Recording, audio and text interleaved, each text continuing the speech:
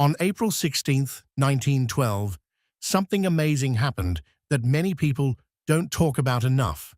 A brave and determined woman named Harriet Quimby became the first woman in history to fly a plane across the English Channel.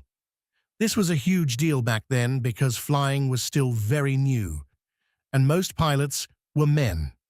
Harriet Quimby was born in Michigan in 1875, and she was not only a pilot, she was also a writer and journalist.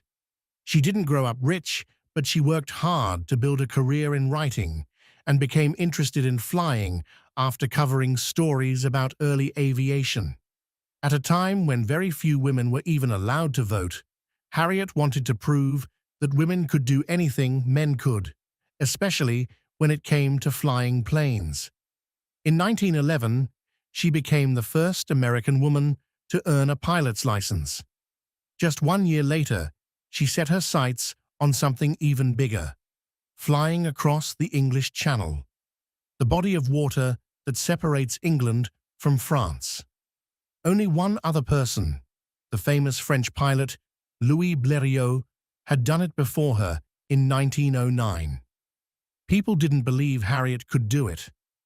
The weather was cold and foggy, and she had to fly over water for about 22 miles in a small, open airplane with no radio and no GPS. But she believed in herself.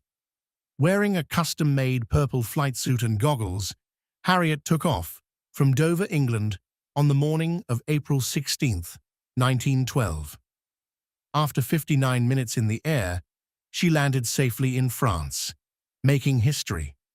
Unfortunately, her accomplishment didn't get as much attention as it should have because the Titanic had sunk just the day before, and that tragic event took over the news.